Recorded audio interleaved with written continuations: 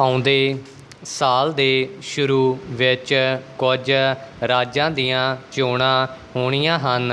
ਡੰਡੀ ਇਹਨਾਂ 'ਚੋਂ ਸਭ ਤੋਂ ਵੱਡਾ ਰਾਜ ਉੱਤਰ ਪ੍ਰਦੇਸ਼ ਹੈ, ਜਿਸ ਦੇ ਨਤੀਜਿਆਂ ਦਾ ਪ੍ਰਭਾਵ ਸਮੇਂ ਦੀ ਕੇਂਦਰੀ ਸਰਕਾਰ ਅਤੇ ਕੇਂਦਰੀ ਰਾਜਨੀਤੀ 'ਤੇ ਪੈਂਦਾ ਹੈ। ਡੰਡੀ ਦਿੱਲੀ ਵਿੱਚ ਮੋਦੀ ਸਰਕਾਰ ਦਾ ਦੂਸਰਾ ਕਾਰਜਕਾਲ ਹੈ, ਪਰ ਇਸ ਨੂੰ ਪੂਰਿਆਂ ਹੋਣ ਵਿੱਚ ਹਾਲੇ 3 ਸਾਲ ਦਾ ਸਮਾਂ ਰਹਿੰਦਾ ਹੈ। ਡੰਡੀ ਪਿਛਲੇ ਸਮੇਂ ਵਿੱਚ ਪੱਛਮੀ ਬੰਗਾਲ ਸਮੇਤ ਕਈ ਸੂਬਿਆਂ ਵਿੱਚ ਹੋਈਆਂ ਚੋਣਾਂ ਨੇ ਇਹ ਪ੍ਰਭਾਵ ਵੀ ਪੈਦਾ ਕੀਤਾ ਹੈ ਕਿ ਹੁਣ ਮੋਦੀ ਅਤੇ ਸ਼ਾਹ ਦੀ ਜੋੜੀ ਅਜਿੱਤ ਨਹੀਂ ਹੈ। ਡੰਡੀ ਇਸ ਦਾ ਮੁਕਾਬਲਾ ਕੀਤਾ ਜਾ ਸਕਦਾ ਹੈ। ਡੰਡੀ ਸੰਸਦ ਦੇ ਮੌਨਸੂਨ ਇਜਲਾਸ ਵਿੱਚ ਪੈਗਾਸਸ ਦੇ ਮਸਲੇ 'ਤੇ ਪਿਛਲੇ 3 ਹਫ਼ਤਿਆਂ ਤੋਂ ਵਿਰੋਧੀ ਪਾਰਟੀਆਂ ਨੇ ਸਦਨ ਦੀ ਕਾਰਵਾਈ ਨਹੀਂ ਚੱਲਣ ਦਿੱਤੀ। ਡੰਡੀ ਚਾਹੇ ਸਰਕਾਰ ਨੇ ਇਸ ਰੌਲੇ ਰੱਪੇ ਦੌਰਾਨ ਕੁਝ ਬਿੱਲ ਜ਼ਰੂਰ ਪਾਸ ਕਰ ਦਿੱਤੇ ਹਨ।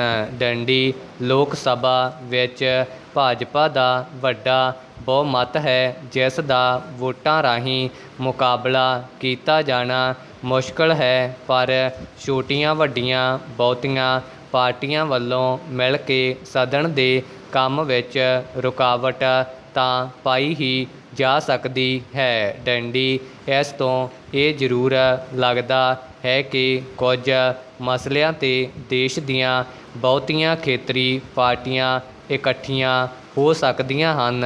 ਡੰਡੀ ਪੱਛਮੀ ਬੰਗਾਲ ਵਿੱਚ ਚੋਣਾਂ ਵਿੱਚ ਲਗਾਤਾਰ ਤੀਸਰੀ ਜਿੱਤ ਤੋਂ ਬਾਅਦ ਮੁੱਖ ਮੰਤਰੀ ਮਮਤਾ ਬੈਨਰਜੀ ਦਿੱਲੀ ਆਈ ਸੀ। ਡੰਡੀ ਉਹ ਵੱਖ-ਵੱਖ ਵੱਡੀਆਂ ਤੇ ਛੋਟੀਆਂ ਪਾਰਟੀਆਂ ਦੇ ਆਗੂਆਂ ਨੂੰ ਮਿਲੀ ਸੀ। ਡੰਡੀ ਉਸ ਨੇ ਸਪਸ਼ਟ ਰੂਪ ਵਿੱਚ ਇਹ ਸੰਦੇਸ਼ ਵੀ ਦਿੱਤਾ ਕਿ ਨਰਿੰਦਰ ਮੋਦੀ ਦੇ ਮੁਕਾਬਲੇ ਵਿੱਚ ਸਾਰੀਆਂ ਪਾਰਟੀਆਂ ਨੂੰ 2024 ਵਿੱਚ ਹੋਣ ਵਾਲੀਆਂ ਲੋਕ ਸਭਾ ਦੀਆਂ ਚੋਣਾਂ ਵਿੱਚ ਇਕੱਠੇ ਹੋਣਾ ਚਾਹੀਦਾ ਹੈ। ਡੰਡੀ 2019 ਦੀਆਂ ਲੋਕ ਸਭਾ ਚੋਣਾਂ ਵਿੱਚ ਵੀ ਮਮਤਾ ਨੇ ਅਜਿਹਾ ਕਰਨ ਦਾ ਯਤਨ ਕੀਤਾ ਸੀ, ਪਰ ਉਹ ਸਫਲ ਨਹੀਂ ਸੀ ਹੋ ਸਕੀ। ਡੰਡੀ ਇਸ ਵਾਰ ਦੀ ਜਿੱਤ ਤੋਂ ਬਾਅਦ ਉਹ ਵਧੇਰੇ ਵਿਸ਼ਵਾਸ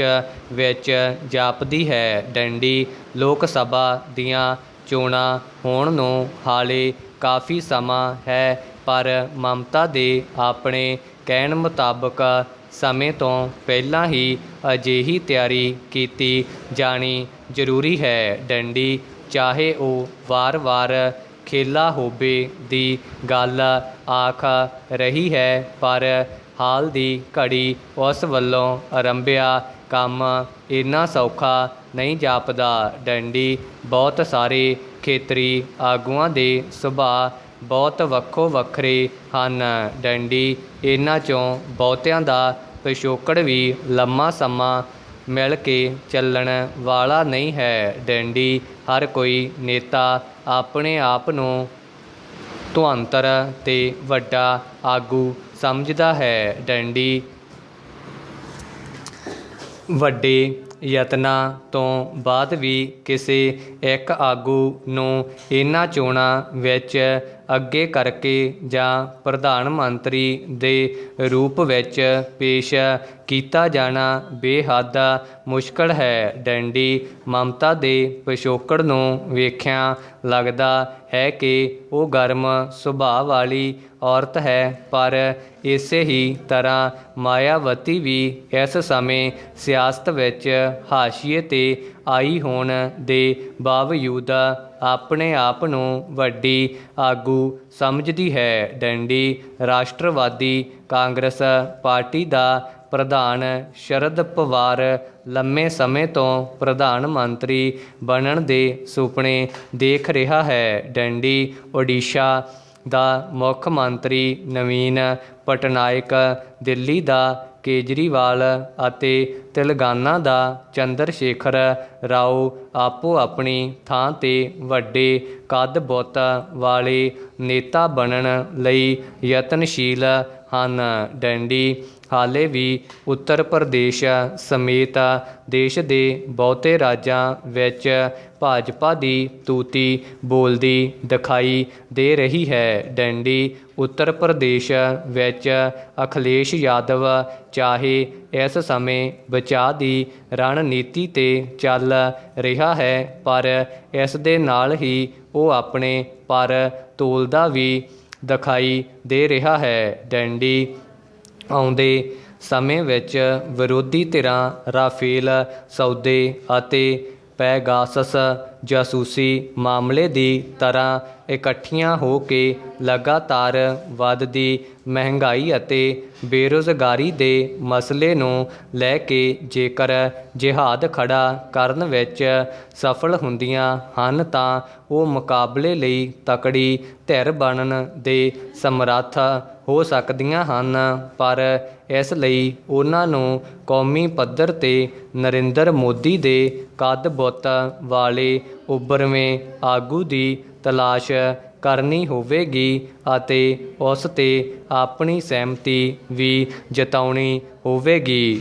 ਅਤੇ ਹਾਲ ਦੀ ਘੜੀ ਅਜਿਹੀ ਸੰਭਾਵਨਾ ਨੇੜੇ ਤੇੜੇ ਵੀ ਨਜ਼ਰ ਨਹੀਂ ਆਉਂਦੀ। ਡੈਂਡੀ 3 ਸਾਲ ਪਹਿਲਾਂ ਆਰੰਭੇ ਇਹ ਯਤਨ ਰਾਹ ਵਾਟੇ ਥੱਕ ਹਾਰ ਸਕਦੇ ਹਨ, ਪਰ ਅੱਜ ਜਿਸ ਕਦਰ ਮੋਦੀ ਦੀ ਅਗਵਾਈ ਵਿੱਚ ਭਾਜਪਾ ਨੇ ਉਚਾਈ ਫੜੀ ਹੋਈ ਹੈ, ਉਸ ਦੇ ਮੁਕਾਬਲੇ ਦੀ ਪਰਵਾਜ਼ ਲਈ ਸਾਂਝੇ ਰੂਪ ਵਿੱਚ ਓਨੀ ਹੀ ਮਜ਼ਬੂਤ ਅਤੇ ਪ੍ਰਭਾਵਸ਼ਾਲੀ ਪਰਵਾਜ਼ ਦੀ ਜ਼ਰੂਰਤ ਹੋਵੇਗੀ। ਡੈਂਡੀ ਹਾਲ ਦੀ ਘੜੀ ਅਜਿਹੀ ਉਮੀਦ ਵੱਜਦੀ ਨਜ਼ਰ ਨਹੀਂ ਆਉਂਦੀ। ਡੈਂਡੀ ਦੂਸਰੀ ਸੰਸਾਰ ਜੰਗ ਦੇ ਖਾਤਮੇ 'ਤੇ ਦੁਨੀਆ ਭਰ ਵਿੱਚ ਵਸਤੂਆਂ ਅਤੇ ਸੇਵਾਵਾਂ ਦੀਆਂ ਕੀਮਤਾਂ ਵੱਧ ਗਈਆਂ ਸਨ। ਡੈਂਡੀ ਜੰਗ ਤੋਂ ਪਹਿਲਾਂ ਮੰਦੀ ਦਾ ਦੌਰ ਸੀ। ਡੈਂਡੀ ਕੀਮਤਾਂ ਘਟਦੀਆਂ ਜਾ ਰਹੀਆਂ ਸਨ ਅਤੇ ਜੰਗ ਦੇ ਬਾਅਦ ਮੁਦਰਾ ਸਫੀਤੀ ਦਾ ਸਮਾਂ ਸੀ, ਜਦੋਂ ਕੀਮਤਾਂ ਹਰ ਰੋਜ਼ ਵਧ ਰਹੀਆਂ ਸਨ ਅਤੇ ਜਰਮਨੀ ਵਿੱਚ ਇੱਕ ਕਹਾਵਤ ਬੜੀ ਪ੍ਰਸਿੱਧ ਸੀ ਕਿ ਲੋਕ ਬੈਗ ਵਿੱਚ ਪੈਸੇ ਲੈ ਕੇ ਜਾਂਦੇ ਹਨ ਅਤੇ ਜੇਬਾਂ ਵਿੱਚ ਵਸਤੂਆਂ ਲੈ ਕੇ ਵਾਪਸ ਆਉਂਦੇ ਹਨ। ਡੈਂਡੀ ਪੈਸੇ ਦੀ ਕੀਮਤ ਬਹੁਤ ਘਟ ਗਈ ਸੀ। ਡੈਂਡੀ ਭਾਰਤ ਵਿੱਚ 1950 ਤੋਂ ਲੈ ਕੇ ਲਗਾਤਾਰ ਮੁਦਰਾ ਸਫੀਤੀ ਦੀ ਸਥਿਤੀ ਬਣੀ ਹੋਈ ਹੈ। ਭਾਵੇਂ ਕਿ ਪੈਸੇ ਦੀ ਕੀਮਤ ਸਿਫਰ ਤਾਂ ਕਦੀ ਵੀ ਨਹੀਂ ਹੋ ਸਕਦੀ, ਪਰ ਜਿਸ ਅਨੁਪਾਤ ਨਾਲ ਇਸ ਦੀ ਕੀਮਤ ਘਟੀ ਹੈ, ਉਸ ਦੇ ਅਨੁਸਾਰ ਹੁਣ 1 ਰੁਪਏ, 2 ਰੁਪਏ ਅਤੇ 5 ਰੁਪਏ ਤੱਕ ਦੇ ਨੋਟ ਵੀ ਘੱਟ ਹੀ ਨਜ਼ਰ ਆਉਂਦੇ ਹਨ। ਸਿੱਕੇ ਤਾਂ ਨਜ਼ਰ ਹੀ ਨਹੀਂ ਆਉਂਦੇ। ਡੈਂਡੀ ਮਹਿੰਗਾਈ ਦਾ ਲਗਾਤਾਰ ਵਧਣਾ ਜਾਂ ਪੈਸੇ ਦੀ ਕੀਮਤ ਦਾ ਘਟਣਾ ਇੱਕ ਹੀ ਗੱਲ ਹੈ। ਡੈਂਡੀ ਮਹਿੰਗਾਈ ਦਾ ਸਾਹਮਣਾ ਗਰੀਬ ਅਤੇ ਮੱਧ ਵਰਗ ਨੂੰ ਕਰਨਾ ਪੈਂਦਾ ਹੈ, ਜੋ ਉਹਨਾਂ ਦੇ ਬਜਟ ਨੂੰ ਬੁਰੀ ਤਰ੍ਹਾਂ ਪ੍ਰਭਾਵਿਤ ਕਰਦੀ ਹੈ, ਖਾਸ ਕਰਕੇ ਅਸੰਗਠਿਤ ਵਰਗ ਨੂੰ। ਡੈਂਡੀ ਭਾਰਤ ਵਿੱਚ 93% ਲੋਕ ਅਸੰਗਠਿਤ ਵਰਗ ਨਾਲ ਸੰਬੰਧਿਤ ਹਨ। ਡੈਂਡੀ ਸੰਗਠਿਤ ਵਰਗ ਜਾਂ ਸਰਕਾਰੀ ਜਾਂ ਅਰਧ ਸਰਕਾਰੀ ਅਦਾਰਿਆਂ ਵਿੱਚ ਕੰਮ ਕਰਨ ਵਾਲੇ ਲੋਕਾਂ ਨੂੰ ਮਹਿੰਗਾਈ ਦੇ ਵਧਣ ਨਾਲ ਰਾਹਤ ਵਜੋਂ ਮਹਿੰਗਾਈ ਭੱਤਾ ਮਿਲ ਜਾਂਦਾ ਹੈ, ਪਰ ਅਸੰਗਠਿਤ ਵਰਗ ਦੀਆਂ ਉਜਰਤਾਂ ਬਾਅਦ ਵਿੱਚ ਵੱਧਦੀਆਂ ਹਨ, ਕੀਮਤਾਂ ਪਹਿਲਾਂ ਵੱਧ ਜਾਂਦੀਆਂ ਹਨ। ਡੈਂਡੀ ਇਸ ਦੀ ਇੱਕ ਮਿਸਾਲ ਇਹ ਵੀ ਦਿੱਤੀ ਜਾਂਦੀ ਹੈ ਕਿ ਬਿੱਲੀ ਆਪਣੀ ਪੂਛ ਨੂੰ ਮੂੰਹ ਵਿੱਚ ਪਾਉਣ ਦੀ ਕੋਸ਼ਿਸ਼ ਕਰਦੀ ਹੈ, ਪਰ ਉਹ ਜਿੰਨਾ ਪੂਛ ਦੇ ਲਾਗੇ ਆਪਣਾ ਮੂੰਹ ਲਿਜਾਂਦੀ ਹੈ, ਪੂਛ ਹੋਰ ਅੱਗੇ ਚਲੀ ਜਾਂਦੀ ਹੈ, ਜਿਸ ਦਾ ਅਰਥ ਹੈ ਕਿ ਜਿੰਨਾ ਮਹਿੰਗਾਈ ਭੱਤਾ ਦਿੱਤਾ ਜਾਂਦਾ ਹੈ, ਕੀਮਤਾਂ ਉਸ ਤੋਂ ਜ਼ਿਆਦਾ ਵੱਧ ਜਾਂਦੀਆਂ ਹਨ। ਡੈਂਡੀ ਭਾਵੇਂ ਕਿ 6 ਮਹੀਨੇ ਬਾਅਦ ਸੰਗਠਿਤ ਖੇਤਰ ਨੂੰ ਮਹਿੰਗਾਈ ਭੱਤਾ ਦੇਣਾ ਲਗਾਤਾਰ ਜਾਰੀ ਹੈ, ਪਰ ਅਸੰਗਠਿਤ ਵਰਗ ਨੂੰ ਤਾਂ ਇਹ ਰਾਹਤ ਵੀ ਨਹੀਂ ਮਿਲਦੀ, ਜਿਸ ਦਾ ਅਰਥ ਹੈ ਕਿ ਦੇਸ਼ ਦੀ 93% ਵਸੋਂ ਬੁਰੀ ਤਰ੍ਹਾਂ ਮਹਿੰਗਾਈ ਦੀ ਸਮੱਸਿਆ ਦਾ ਸਾਹਮਣਾ ਕਰ ਰਹੀ ਹੈ। ਡੈਂਡੀ ਇਸ ਮਹੀਨੇ ਉਦਯੋਗਿਕ ਖੇਤਰ ਦੀਆਂ ਪ੍ਰਚੂਨ ਕੀਮਤਾਂ 5.57% ਵੱਧ ਦਰਜ ਕੀਤੀਆਂ ਗਈਆਂ ਹਨ, ਜਿਹੜੀਆਂ ਜੂਨ ਵਿੱਚ 5.24% ਵਧੀਆਂ ਸਨ, ਅਤੇ ਘਰਾਂ ਵਿੱਚ ਵਰਤੇ ਜਾਣ ਵਾਲੇ ਤੇਲਾਂ ਵਿੱਚ ਤਾਂ ਇੰਨਾ ਵੱਡਾ ਵਾਧਾ ਦਰਜ ਕੀਤਾ ਗਿਆ ਹੈ ਕਿ ਉਹ ਬਹੁਤ ਲੋਕਾਂ ਦੀ ਖਰੀਦ ਸ਼ਕਤੀ ਤੋਂ ਬਾਹਰ ਹੋ ਗਏ। ਡੈਂਡੀ ਕੁੱਲ ਮਿਲਾ ਕੇ ਖਾਣ ਵਾਲੇ ਤੇਲਾਂ ਦੀਆਂ ਕੀਮਤਾਂ ਇੱਕ ਸਾਲ ਵਿੱਚ ਹੀ 52% ਵੱਧ ਗਈਆਂ ਹਨ। ਡੈਂਡੀ ਵੱਧਦੀਆਂ ਕੀਮਤਾਂ ਬਾਰੇ ਸਰਕਾਰ ਨੇ ਮੰਨਿਆ ਵੀ ਹੈ ਅਤੇ ਚਿੰਤਾ ਵੀ ਜ਼ਾਹਰ ਕੀਤੀ ਹੈ। ਡੈਂਡੀ ਰਸੋਈ ਗੈਸ, ਜਿਹੜੀ ਹਰ ਘਰ ਦੀ ਲੋੜ ਬਣ ਚੁੱਕੀ ਹੈ, ਉਸ ਦੀਆਂ ਕੀਮਤਾਂ 1991 ਤੋਂ ਲੈ ਕੇ ਹੁਣ ਤੱਕ 12.5 ਗੁਣਾ ਵੱਧ ਚੁੱਕੀਆਂ ਹਨ, ਅਤੇ ਇਹੋ ਹਾਲ ਹੋਰ ਘਰੇਲੂ ਵਸਤੂਆਂ ਅਤੇ ਇੱਥੋਂ ਤੱਕ ਕਿ ਸਬਜ਼ੀਆਂ, ਫਲਾਂ ਅਤੇ ਦਾਲਾਂ ਆਦਿ ਦਾ ਹੈ। ਡੈਂਡੀ ਮਹਿੰਗਾਈ ਵਧਣ ਦੇ 2 ਮੁੱਖ ਕਾਰਨ ਹਨ। ਵਸਤੂਆਂ ਦੀ ਮੰਗ ਜ਼ਿਆਦਾ ਪਰ ਪੂਰਤੀ ਘੱਟ, ਅਤੇ ਦੂਜਾ ਹੈ ਵਸਤੂਆਂ ਦੀ ਉਤਪਾਦਨ ਲਾਗਤ ਵਿੱਚ ਵਾਧਾ। ਡੈਂਡੀ ਉਂਝ ਦੁਨੀਆ ਭਰ ਵਿੱਚ ਮਹਿੰਗਾਈ ਵਧੀ ਹੈ, ਪਰ ਕਈ ਦੇਸ਼ਾਂ ਵਿੱਚ ਮਾਮੂਲੀ, ਪਰ ਕਈਆਂ ਵਿੱਚ ਬਹੁਤ ਜ਼ਿਆਦਾ। ਡੈਂਡੀ ਯੂਰਪੀਨ ਅਤੇ ਅਮਰੀਕਾ ਦੇ ਵਿਕਸਤ ਦੇਸ਼ਾਂ ਵਿੱਚ ਇਹ ਮਹਿੰਗਾਈ ਬਹੁਤ ਮਾਮੂਲੀ ਵਧੀ ਹੈ। ਡੈਂਡੀ ਭਾਰਤ ਵਿੱਚ ਵਧੇਰੇ ਪਰ ਵਸੋਂ ਪੂਰਤੀ ਵਿੱਚ ਘੱਟ ਵਾਧਾ ਹੋਣਾ ਇਸ ਦਾ ਮੁੱਖ ਕਾਰਨ ਹੈ। ਡੈਂਡੀ ਦੁਨੀਆ ਦੀ ਕੁੱਲ ਵਸੋਂ ਦਾ 17.6% ਅਤੇ ਦੁਨੀਆ ਦੇ ਕੁੱਲ ਖੇਤਰ ਦਾ ਸਿਰਫ 2.5% ਖੇਤਰ ਹੋਣਾ ਵਸੋਂ ਦੇ ਵੱਡੇ ਭਾਰ ਨੂੰ ਸਪਸ਼ਟ ਕਰਦਾ ਹੈ। ਡੈਂਡੀ ਫਿਰ ਸਵਾਲ ਉੱਠਦਾ ਹੈ ਕਿ ਮਹਿੰਗਾਈ ਨੂੰ ਕਾਬੂ ਕੀਤਾ ਜਾ ਸਕਦਾ ਹੈ ਜਾਂ ਨਹੀਂ। ਪ੍ਰਸ਼ਨ ਚਿੰਨ੍ਹ ਵਸਤੂਆਂ ਦੀ ਮੰਗ ਲਈ ਲੋੜੀਂਦੀ ਪੂਰਤੀ ਵਧਾ ਕੇ ਮਹਿੰਗਾਈ ਨੂੰ ਠੱਲ੍ਹ ਪਾਈ ਜਾ ਸਕਦੀ ਹੈ, ਜਿਸ ਲਈ ਰਾਸ਼ਟਰੀ ਅਤੇ ਪ੍ਰਾਂਤਾਂ ਦੀ ਪੱਧਰ 'ਤੇ ਗੰਭੀਰ ਯੋਜਨਾ ਪੂਰਤੀ ਨੂੰ ਵਧਾਉਣ ਵਿੱਚ ਵੱਡੀ ਮਦਦ ਕਰ ਸਕਦੀ ਹੈ। ਡੈਂਡੀ ਜੁਲਾਈ ਦੇ ਮਹੀਨੇ ਵਿੱਚ ਸਰੋਂ ਦੀ ਕੀਮਤ ਵਿੱਚ 39.3% ਦਾ ਵਾਧਾ, ਸੂਰਜਮੁਖੀ ਤੇਲ ਦੀ ਕੀਮਤ ਵਿੱਚ 51.62% ਦਾ ਵਾਧਾ, ਅਤੇ ਇਸ ਤਰ੍ਹਾਂ ਹੋਰ ਤੇਲਾਂ ਅਤੇ ਦਾਲਾਂ ਦੀਆਂ ਕੀਮਤਾਂ ਦਾ ਵਾਧਾ ਉਹਨਾਂ ਦੀ ਪੂਰਤੀ ਘਟਣ ਕਰਕੇ ਹੈ, ਕਿਉਂਕਿ ਇਹਨਾਂ ਦੀ ਵਿਦੇਸ਼ਾਂ ਤੋਂ ਦਰਾਮਦ ਰਾਹੀਂ ਪੂਰਤੀ ਕੀਤੀ ਜਾਂਦੀ ਹੈ। ਡੈਂਡੀ ਉਹ ਸਭ ਵਸਤੂਆਂ ਜਿਨ੍ਹਾਂ ਦੀ ਦਰਾਮਦ ਕੀਤੀ ਜਾਂਦੀ ਹੈ, ਉਹਨਾਂ ਦੀਆਂ ਜਦ ਵਿਦੇਸ਼ਾਂ ਵਿੱਚ ਕੀਮਤਾਂ ਵੱਧਦੀਆਂ ਹਨ ਤਾਂ ਉਹਨਾਂ ਨੂੰ ਉੱਚੀ ਕੀਮਤ 'ਤੇ ਖਰੀਦਣਾ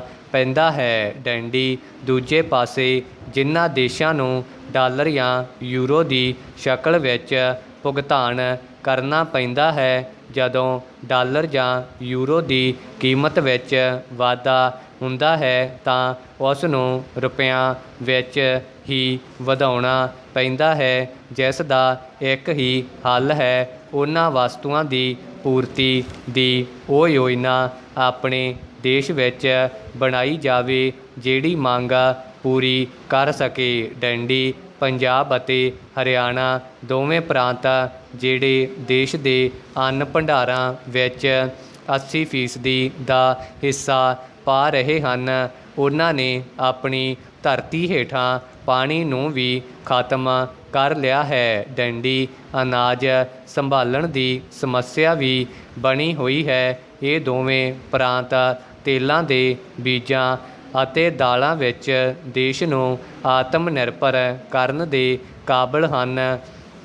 ਜੇ ਇਹਨਾਂ ਦੇ ਕੁਝ ਖੇਤਰਾਂ ਦੇ ਕਿਸਾਨਾਂ ਨੂੰ ਇਸ ਮੰਤਵ ਲਈ ਰਜਿਸਟਰ ਕੀਤਾ ਜਾਵੇ ਕਿ ਉਹ ਉਹੀ ਫਸਲਾਂ ਪੈਦਾ ਕਰਨਗੇ ਜਿਹੜੀਆਂ ਸਰਕਾਰਾਂ ਵੱਲੋਂ ਐਲਾਨੀਆਂ ਕੀਮਤ 'ਤੇ ਆਪ ਖਰੀਦੀਆਂ ਜਾਣਗੀਆਂ। ਡੰਡੀ ਕਣਕ ਝੋਨੇ ਹੇਠੋਂ ਖੇਤਰ ਘਟਾਉਣ ਲਈ ਦੋਵਾਂ ਪ੍ਰਾਂਤਾਂ ਵਿੱਚ ਜ਼ੋਨ ਪ੍ਰਣਾਲੀ ਲਾਗੂ ਕੀਤੀ ਜਾ ਸਕਦੀ ਹੈ ਅਤੇ ਦਾਲਾਂ ਅਤੇ ਤੇਲਾਂ ਦੇ ਬੀਜਾਂ ਅਧੀਨ ਰਕਬਾ ਵਧਾ ਕੇ ਖੇਤੀ ਵਿਭਿੰਨਤਾ ਦੀ ਯੋਜਨਾ ਅੱਗੇ ਵਧਾਈ ਜਾ ਸਕਦੀ ਹੈ। ਡੰਡੀ ਕਈ ਵਾਰ ਵਸਤੂਆਂ ਦੀ ਆਰਜ਼ੀ ਥੁੜ ਪੈਦਾ ਕਰ ਦਿੱਤੀ ਜਾਂਦੀ ਹੈ ਅਤੇ ਇਹ ਉਸ ਸਮੇਂ ਜ਼ਿਆਦਾ ਸੰਭਵ ਹੁੰਦਾ ਹੈ ਜਦੋਂ ਵਸਤੂਆਂ ਦਰਾਮਦ ਕੀਤੀਆਂ ਜਾ ਰਹੀਆਂ ਹੋਣ। ਡੰਡੀ ਥੋੜ੍ਹੇ ਦਰਾਮਦਕਾਰ ਹੋਣ ਕਰਕੇ ਉਹਨਾਂ ਦੀ ਯੂਨੀਅਨ ਵੀ ਆਸਾਨੀ ਨਾਲ ਬਣ ਜਾਂਦੀ ਹੈ ਅਤੇ ਉਹ ਥੁੜ ਪੈਦਾ ਕਰਕੇ ਉਪਭੋਗੀਆਂ ਦਾ ਸ਼ੋਸ਼ਣ ਕਰਦੇ ਹਨ ਅਤੇ ਵਾਧੂ ਕੀਮਤਾਂ ਲਾਉਂਦੇ ਹਨ। ਇਸ ਕਰਕੇ ਹੀ ਹਰ ਵਸਤੂ ਵਿੱਚ ਆਤਮ ਨਿਰਭਰਤਾ ਅਤੇ ਜ਼ਿਆਦਾ ਉਤਪਾਦਕਾਂ ਦਾ ਹੋਣਾ ਜ਼ਰੂਰੀ ਹੈ ਅਤੇ ਇਸ ਕਰਕੇ ਹੀ ਸਟਾਕ ਕਰਨ 'ਤੇ ਉੱਪਰਲੀ ਸੀਮਾ ਤੈਅ ਦੀ ਲੋੜ ਹੁੰਦੀ ਹੈ। ਡੰਡੀ ਜਿਹੜੀ ਕੀਮਤ ਲਾਗਤ ਵਿੱਚ ਵਾਧਾ ਹੋਣ ਨਾਲ ਵੱਧਦੀ ਹੈ, ਉਸ ਵਿੱਚ ਭਾਰਤ ਵਿੱਚ ਤੇਲ ਦੀ ਦਰਾਮਦ ਦੀ ਵੱਡੀ ਭੂਮਿਕਾ ਹੈ। ਡੰਡੀ ਭਾਰਤ ਵਿੱਚ 83% ਤੇਲ ਲੋੜਾਂ ਲਈ ਪੈਟਰੋਲ, ਡੀਜ਼ਲ ਆਦਿ ਵਿਦੇਸ਼ਾਂ ਤੋਂ ਦਰਾਮਦ ਕੀਤਾ ਜਾਂਦਾ ਹੈ। ਡੰਡੀ ਵਿਦੇਸ਼ਾਂ ਵਿੱਚ ਜਦੋਂ ਵੀ ਤੇਲ ਦੀਆਂ ਕੀਮਤਾਂ ਵੱਧਦੀਆਂ ਹਨ, ਉਹ ਭਾਰਤ ਵਿੱਚ ਵੀ ਵੱਧ ਜਾਂਦੀਆਂ ਹਨ। ਡੰਡੀ ਫਿਰ ਜਿਹੜਾ ਤੇਲ ਡਾਲਰਾਂ ਨਾਲ ਖਰੀਦਣਾ ਪੈਂਦਾ ਹੈ, ਉਸ ਹਾਲਤ ਵਿੱਚ ਡਾਲਰਾਂ ਦੀ ਕੀਮਤ ਵਿੱਚ ਵਾਧਾ ਹੋਣ ਨਾਲ ਵੀ ਰੁਪਇਆਂ ਵਿੱਚ ਕੀਮਤ ਵੱਧ ਜਾਂਦੀ ਹੈ। ਜਦੋਂ ਤੇਲ ਦੀਆਂ ਕੀਮਤਾਂ ਵੱਧਦੀਆਂ ਹਨ ਤਾਂ ਉਸ ਨਾਲ ਆਵਾਜਾਈ ਅਤੇ ਢੁਆਈ ਦੀ ਲਾਗਤ ਵੱਧ ਜਾਂਦੀ ਹੈ ਅਤੇ ਉਸ ਨਾਲ ਕੀਮਤਾਂ ਵੱਧ ਜਾਂਦੀਆਂ ਹਨ। ਡੰਡੀ ਪਿਛਲੇ 74 ਸਾਲਾਂ ਤੋਂ ਲਗਾਤਾਰ ਤੇਲ ਦੀ ਦਰਾਮਦ ਮਾਤਰਾ ਅਤੇ ਕੀਮਤਾਂ ਵਧ ਰਹੀਆਂ ਹਨ। ਉਸ ਕਰਕੇ ਹੋਰ ਸਭ ਵਸਤਾਂ ਦੀ ਉਤਪਾਦਨ ਲਾਗਤ ਵਧ ਰਹੀ ਹੈ। ਡੰਡੀ ਢੁਆਈ ਦੀ ਲਾਗਤ ਵਧ ਰਹੀ ਹੈ ਅਤੇ ਸਮੁੱਚੀਆਂ ਕੀਮਤਾਂ ਵਧ ਰਹੀਆਂ ਹਨ। ਡੰਡੀ ਕੀਮਤਾਂ ਵਧਣ ਵਿੱਚ ਟੈਕਸਾਂ ਦੀ ਵੀ ਵੱਡੀ ਭੂਮਿਕਾ ਹੈ। ਡੰਡੀ ਵਿਕਰੀ ਟੈਕਸ ਕੀਮਤ ਦਾ ਹਿੱਸਾ ਹੈ। ਡੰਡੀ ਸਰਕਾਰ ਨੂੰ ਮੁੱਖ ਆਮਦਨ ਟੈਕਸਾਂ ਤੋਂ ਹੁੰਦੀ ਹੈ, ਜਿਸ ਵਿੱਚ ਪ੍ਰਤੱਖ ਕਰ, ਆਮਦਨ ਟੈਕਸ, ਜਾਇਦਾਦ ਟੈਕਸ ਬਹੁਤ ਘੱਟ ਲੋਕ ਦਿੰਦੇ ਹਨ। ਜ਼ਿਆਦਾ ਹਿੱਸਾ ਅਪ੍ਰਤੱਖ ਟੈਕਸਾਂ ਵਿੱਚ ਵੈਟ, ਵਿਕਰੀ ਕਰ ਅਤੇ ਐਕਸਾਈਜ਼ ਡਿਊਟੀ ਤੋਂ ਆਉਂਦਾ ਹੈ। ਡੰਡੀ ਸਰਕਾਰ ਵੱਲੋਂ ਜਿਹੜਾ ਵੀ ਖਰਚ ਕੀਤਾ ਜਾਂਦਾ ਹੈ ਜਾਂ ਸਬਸਿਡੀ ਦਿੱਤੀ ਜਾਂਦੀ ਹੈ, ਉਸ ਨੂੰ ਸਰਕਾਰ ਦੇ ਮੰਤਰੀਆਂ ਨੇ ਤਾਂ ਦੇਣਾ ਨਹੀਂ ਹੁੰਦਾ, ਘੁੰਮ ਫਿਰ ਕੇ ਉਹ ਖਰਚ ਦੇਸ਼ ਦੀ ਜਨਤਾ ਨੂੰ ਹੀ ਸਹਿਣ ਕਰਨਾ ਪੈਂਦਾ ਹੈ। ਡੰਡੀ ਆਮਦਨ ਟੈਕਸ ਤਾਂ ਕੁਝ ਵਿਅਕਤੀਆਂ 'ਤੇ ਲੱਗਦਾ ਹੈ, ਜਦੋਂ ਕਿ ਵਿਕਰੀ ਕਰ ਝੌਂਪੜੀ ਵਾਲੇ ਤੋਂ ਲੈ ਕੇ ਅਮੀਰ ਤੋਂ ਅਮੀਰ ਵਿਅਕਤੀ ਨੂੰ ਵੀ ਦੇਣਾ ਪੈਂਦਾ ਹੈ। ਡੈਂਡੀ ਇੱਥੋਂ ਤੱਕ ਕਿ ਭਾਵੇਂ ਦੇਸ਼ ਦੀ ਵੱਡੀ ਗਿਣਤੀ ਪੈਟਰੋਲ ਜਾਂ ਡੀਜ਼ਲ ਦੀ ਖਰੀਦ ਨਹੀਂ ਕਰਦੀ, ਪਰ ਉਹ ਟੈਕਸ ਜਿਹੜਾ ਕੇਂਦਰ ਅਤੇ ਪ੍ਰਾਂਤ ਦੀਆਂ ਸਰਕਾਰਾਂ ਪੈਟਰੋਲ ਡੀਜ਼ਲ 'ਤੇ ਲਾਉਂਦੀਆਂ ਹਨ, ਉਸ ਦੀ ਅਦਾਇਗੀ ਵੱਖ-ਵੱਖ ਵਸਤਾਂ ਦੀ ਢੋਆ ਢੁਆਈ ਅਤੇ ਆਵਾਜਾਈ ਦੇ ਕਿਰਾਏ ਵਧਣ ਦੇ ਖਰਚ ਦੇ ਰੂਪ ਵਿੱਚ ਜਾਂ ਉਤਪਾਦਨ ਲਾਗਤਾਂ ਵਧਣ ਦੇ ਰੂਪ ਵਿੱਚ ਲੋਕਾਂ ਵੱਲੋਂ ਹੀ ਕੀਤੀ ਜਾਂਦੀ ਹੈ। ਡੈਂਡੀ ਮੁਫਤ ਬਿਜਲੀ, ਔਰਤਾਂ ਨੂੰ ਮੁਫਤ ਸਫ਼ਰ ਦਾ ਬੋਝ ਵੀ ਟੈਕਸਾਂ ਦੇ ਰੂਪ ਵਿੱਚ ਹਰ ਇੱਕ ਵਿਅਕਤੀ ਨੂੰ ਉਠਾਉਣਾ ਪੈਂਦਾ ਹੈ, ਭਾਵੇਂ ਕਿ ਇਸ ਨਾਲ ਫਜ਼ੂਲ ਬਿਜਲੀ ਵਰਤੀ ਜਾਂਦੀ ਹੈ ਅਤੇ ਫਜ਼ੂਲ ਸਫ਼ਰ ਵੀ ਹੁੰਦਾ ਹੈ। ਡੈਂਡੀ ਭਾਰਤ ਅਤੇ ਦੇਸ਼ ਵਿੱਚ ਮਹਿੰਗਾਈ ਘਟਾਉਣਾ ਸਰਕਾਰ ਦੀ ਪਹਿਲੀ ਤਰਜੀਹ ਹੋਣੀ ਚਾਹੀਦੀ ਹੈ। ਡੈਂਡੀ UNO ਦੀ ਰਿਪੋਰਟ ਅਨੁਸਾਰ 149 ਦੇਸ਼ਾਂ ਵਿੱਚ ਖੁਸ਼ਹਾਲੀ ਦੇ ਹਿਸਾਬ ਭਾਰਤ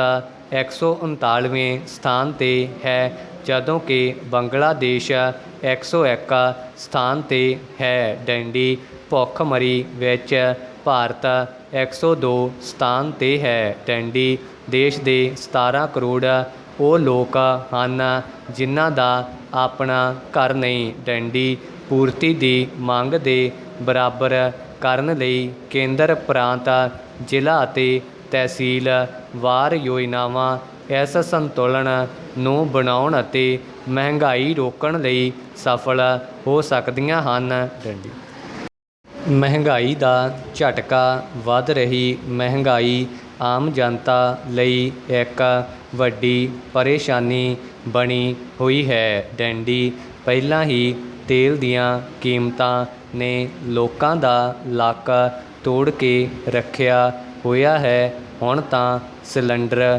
ਦੀਆਂ ਕੀਮਤਾਂ ਵੀ ਅਸਮਾਨ ਨੂੰ ਛੂਹ ਰਹੀਆਂ ਹਨ। ਡੈਂਡੀ ਦੇਸ਼ ਦੀ ਤਰੱਕੀ ਦਾ ਤਾਂ ਪਤਾ ਨਹੀਂ, ਪਰ ਮਹਿੰਗਾਈ ਜ਼ਰੂਰ ਦਿਨ ਦੁੱਗਣੀ ਰਾਤ ਚੌਗੁਣੀ ਵੱਧ ਰਹੀ ਹੈ। ਡੈਂਡੀ ਇੰਨੀ ਮਹਿੰਗਾਈ ਵਿੱਚ ਆਖਰ ਕੀ ਕਰੇਗਾ ਦਿਹਾੜੀਦਾਰ ਵਿਅਕਤੀ? ਪ੍ਰਸ਼ਨ ਚਿੰਨ੍ਹ।